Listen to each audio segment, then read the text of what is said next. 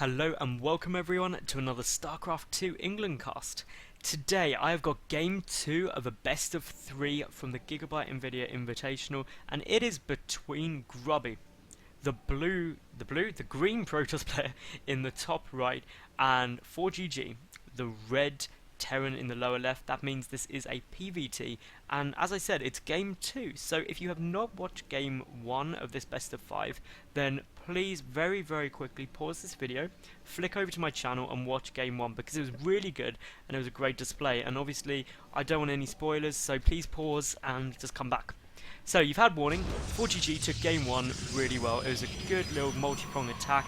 Grubby got distracted by what he thought was the main army coming into his natural, and that just allowed the medevac to slip in the back and take out all of the probes. Then when Grubby went to deal with the drop, ForGG pushed in the natural and took out all the probes there, and basically it was a case of you've got no economy and your army's not big enough to deal with your opponents. So never a good situation to be in, never a place where you can really come back from. So obviously game 1, ForGG. What do I think is going to happen in game 2? We could see something similar. Obviously it was a one base play by ForGG, although his barracks placement suggests less so, because he's not trying to wall off. And I mean, in game 1 we did see him go for that wall off, so that's a change in his style already. Grubby has gone for just everything fairly standard. Now in a PvT you're never gonna see a fast expansion, as in like a Nexus or command center first. It would just be so super bold and crazy, and if any push were to come, you just wouldn't be able to defend it. So that's generally why you don't see it. Obviously there are other options which are available. You can get very fast expansion still, but Grubby, he's scouting really early. He wants to get in here. I'm not quite sure when that scout went off, but it was very soon. And Grubby actually hiding a probe. Oh, Grubby, what are you gonna do? Hiding the probe. Now Grubby, I reckon, is gonna get a proxy pylon in there and just warp stuff in, because that's what Grubby does, and it's awesome. Going for a bit of a kind of sneaky tactic to try and get a game up and level the series, but who knows, we'll see if it works. Hopefully for Grubby's sake it will. And well, ForGG is going for a very tech opening, but he has got this one marine coming down. This is a perfect play. He's going to go and find that probe, and I mean, what does this cost you? Sending a marine around your base costs you nothing, but it just means you spot little annoying probes who are going to try and put a pylon in your base, because if there's one thing you don't want, is a base in your base. Anyway, we've got the expansion coming down. We've got just the one racks, no tech coming anytime soon, and that's known from the fact there's no gas.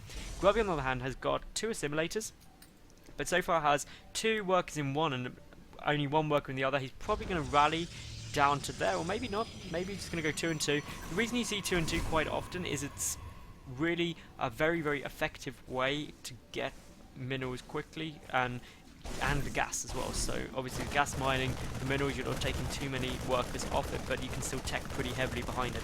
Now the bunker coming down here for GG, basically this bunker means he's going to be nicely defended. He can hold this area quite comfortably, and marines in a bunker actually can deal with quite a lot of stuff. So far though, the second barracks and the third, fourth barracks now following this up, so this is going to be very marine heavy, and that's a good move. I mean, marines are good units hubbed up, so definitely look at this build order. I mean, he went for a 1 racks command center, following up with 3 additional barracks and no gas. And on a map like this, I mean, the Stalker can try and push him, but it just takes too much damage. And that was a beautiful little move there by ForGG, just dropping those marines out to go and get a couple of extra hits off. And of course, that means the Stalker took some health point damage and is generally just going to be in a bit of a sorry state. Grubby trying to get his own expansion, catch up economically. He's got double gateways coming down, and basically they'll take him to 3 gate, but he does have an awful lot of gas banked up, so I'm really interested to see what he chooses to do with the gas, and really when. He has got the single sentry out and still not over 300 gas, so he's got to tech up basically now. That is his only option, or alternatively go for an awful lot of sentries. But there goes the Twilight Council. Obviously Blink Stalker play is possible. If you get an observer as well, you can blink up into the base, so maybe that's what we'll see from Grubby. Again, time will tell. A second bunker now coming down, so the reason behind this, the logic behind getting that second bunker, is ForGG took the first bunker to defend his expansion. He took a very greedy expansion, 1 racks expand, very greedy. His problem now is that he is purely reliant on marines. Now, marines are a good unit, yes, but without stim and marauders, a big stalker push or something like that could hypothetically deal an awful lot of damage, and therefore the big gateway push is the concern. Get the bunker.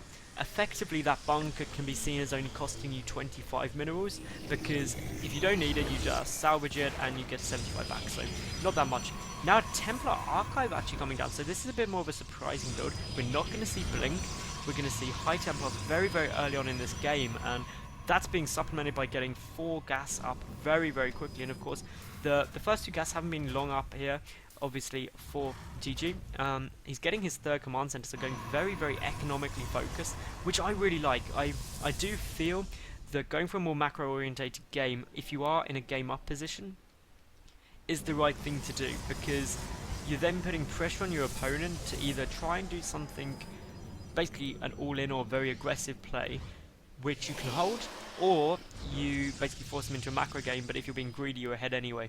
So really, I think it was win-win, and even if you lose, then it doesn't really matter, because you're already a game up, you just leveled the series. So Storm is being researched right now. We do have more pylons coming down, but still just those 3 gates, and well, there are 2 High Templars slowly moving their way across the map. The pylons are moving closer and closer, so I'm going to be really interested to see how this goes down. Of course, there goes the command center. It may not actually get floated yet. He may just make it into an orbital and use it for the extra SCV production for the moment, but considering the fact he's nearly up to 45 workers, which is good 2 base saturation, I think we'll see it float down relatively soon.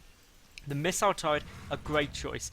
That isn't to defend against air, that's for the detection against the DTs. But Grubby, well, he's getting an awful lot of gateways out now, and I can't wait to see what he does. Storm, of course, is going to be finished, and Storm against mass marines will be devastating. It will just do so much damage that as long as Grubby does get in a position where he has more units, basically to back up those High Templar to finish off the Marines, he should be fine. But Stim and Combat Shield on its way out, but so far absolutely nothing other than Marines, and that's quite surprising, although we do have the starport and the reactor coming down on the factory. They'll get switched to allow double medevac production. The one marauder is our marauder production is started now, but this force is starting to get quite sizable. A lot of Storms are going to be geared up, ready to go. The reason you warp, obviously, the High Templar in earlier rather than later is so they build up energy for more Storms. Grubby is just moving these pylons forward, but I must say, with a 3rd bunker there, that's going to help against the Storms massively, and really I don't see if this is going to work too effectively. And that was a good little pick of a unit there I missed. This scouting barracks is going to see everything. It is the most expensive scout in the game, but in TvP you very rarely see too many tanks or anything like that, so factories aren't needed too badly. And now it all comes down to how well can this be defended. Already SCVs being pulled, because ForGG knows that this is pretty much a big commitment from Grubby. Not quite on him, but he knows that he's got to do a lot of damage. These force fields were really nice. It allowed him to do some good damage, pick up some armies, some Storms going down doing big damage, especially to the SCVs. Would love to see some more Storms, but I think there's only a tiny bit more energy, and there we go, just more units getting taken out, and a lot of SCVs are going to go down there, and this is great damage, and that was an awkward misclick, but I mean, Grubby, he's dealt an awful lot of damage. He's got 16 workers. That takes the worker count in Grubby's favour by, well, 13 workers, and obviously if we look at the army supply, Grubby is a bit behind, but I mean, he's got the map control. He's completely map dominant, and he's now taking a 3rd base. So again, Grubby's showing a real staple of SC2 strategy, which is you put on pressure, take the map control, expand behind, ready for later on. But ForGG, he's pushing forward, and now Concussive Shot isn't done, but Stim is. The medevacs are on their way out. They're going to help basically allow these Stim units to do much more. No marauders were taken out there, so they can get healed up pretty simply. The scouting factory is still there, just getting a good idea of what Grubby's doing, what his unit movements are, but most importantly, that 3rd orbital command is going to help massively. We've got so many more tech labs being added on. I mean, this is going to be going really heavy marauder tech. There goes the Ghost Academy, so it's not actually marauder tech, it's going to be just an awful lot of ghosts, which is the correct basically option, because the High Templar are completely nullified by EMP. Obviously, EMP doubles up in knocking out a lot of the Protoss army shields, so that's very helpful. Some pylons is getting picked up essentially for free here by ForGG, which is allowing to do some damage. And if we look at the loss tab, I mean, Grubby's lost now 1,400 more resources, which isn't much 13 minutes into the game when both players are on 2 and a bit bases, but that's all good. We do have a drop coming down here. Feedbacks on the medevac don't quite kill it. That's going to be really, really annoying. And of course, these Marines are able to do an awful lot of damage. Only one Marine goes down, and we could see more drops. And this positioning of the Marines is absolutely huge because those Zealots are only going to be able to engage one Marine at a time, one at a time. So we'll take absolutely maximum damage. And I mean, looking at the loss tab now, this is an awful lot. Some Stalkers are getting warped in though, so that's looking a bit better. But that has leveled up the... Well, the worker killed slightly. Could be better still, obviously, but I mean, for the moment, I mean, income-wise, Grubby is a bit behind, but in terms of gas income, it's all good. There goes down the orbital command, just floating down there, ready to take the third. That's why it's good getting it earlier. And now we've got the salvage of all the bunkers, and suddenly we've got ForGG moving across with a very sizable army. He doesn't have many ghosts in it, I don't believe. No ghosts yet. 3 in production though. Concussive shells coming down. The +1 turn infantry armor, +1 attack already finished. That's compared to what is no upgrades at all for Grubby. So he's about to get +1 armor though finished. But if this engagement goes before then, it'll be quite good. Baiting some storms out here as well as force fields. Now these Zealots, while they do have charge, are going to get kited very, very effectively by these Stim Marine Marauders. And of course, once Concussive Shell comes in, that'll be so much easier to deal with as well. Some Stalkers trying to get some hits off on these medevacs, but wisely, we do have a pull back because there's a big amount of units coming in here. Storms do go down, but it takes 2 storms to kill SCVs, and there was not 2 storms there. So that's going to be a bit bad time, and really Mass Zealot, while effective, I mean, ForGG is now back in a defensive position. He's baiting as many storms as he can, and well, the High Templar are getting picked off. There's the Archon there, though. The upgrade advantage still there for GG. I mean, he's at 1-1 compared to 0-1 for Grubby. And of course, the only advantage really is Grubby's forced a lift of that orbit command. We'll probably force another, but ghosts are coming in now, and I don't quite know where they are rallied to, but we should see the ghosts coming over, and then once we start seeing some EMPs, maybe some snipers. Well, there goes down 1 EMP, lots of shields on the Zealots getting picked off there, and of course, that is going to force Grubby back, because his High Templar can no longer storm, and his Zealots, which are going to take a bulk of the fire, are going to get cut off. And well, we've got ForGG moving up here. He's going to try and really cut off Grubby the way he goes, but the concern is, of course, that he could allow Grubby just to double back and pick off his third, but that's not going to happen. We did see a very, very nice storm go down there, dealing an awful lot of damage. The High Templar are separated from the main army, and these Marines and Marauders will pick them off. A good move by basically walking in an Archon. It may survive, it may get to do some damage, but will now die off, obviously at the last second, but did kill a Marine, which is better than the High Templars would have done on their own. Now, just looking around, both players are on 3 bases. If we look at the work account, that's a good tell. 56 to 50 in favour of Grubby, so he should have the better economy. Minus the mules though, I mean, the mineral income is obviously going to be better there for GG, but he will get mined out quicker. And really it all comes down to army composition. And is that a second Ghost Academy? The first one is, there's no nuke, so I'm not quite sure why a second Ghost Academy is coming down, because where even is this coming down? Like, am I being blind, or... Oh no, there we go, it's literally right down below me. So, quite surprised that we don't have any nukes in production yet. Obviously, a second Ghost Academy, so that's all pretty strange, but we've got lots of ghosts coming out there. And, well, we've got, obviously, a bit of an internet problem from one of the people watching this game, and Grubby taking a hidden warp base. He's also got a warp in down here of Zealots, but we'll wait and see how that plays out if anything's done, because ForGG has got all of his army out of this position now. If we look at the loss tab, it's leveling out a bit more, to be fair, but Grubby, he's forced to move back, but this is going to give him the opportunity to send the High Templar in, and, well, this is super lucky here. The double storm goes down, but it's not going to be able to pick off very many at all, but those Zealots, they are coming in, they're going to be able to get a couple more kills, and if we look at the working kills, 23 in total through this match. But Grubby, he's coming down, he's using the fact that he's pulled back all of ForGG's army to take more map control, and this is starting to become a very, very dominant game in terms of Grubby's multi-pronging attacks, and I'm surprised ForGG hasn't picked up the pylon at the very south position there, but obviously Grubby does have that hidden base, but his army is getting completely decimated here.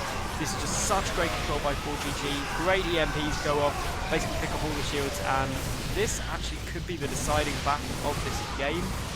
I mean, the engagement went so well for ForGG. If we look at the loss tab, really, really dominating that push, and of course the medevacs are going to be able to now heal up and try and basically make everything full health ready to push in, and with only a handful of High Templar that could be a bit of a problem, but of course a nice little tight choke, so Storms will do the maximum amount of damage, but there goes a big EMP down, and now these ghosts they are getting engaging, and they are going to try and pick off quite a few of these zealots, but to be honest, this should now be GG from Grubby. I don't see any way he could hold this.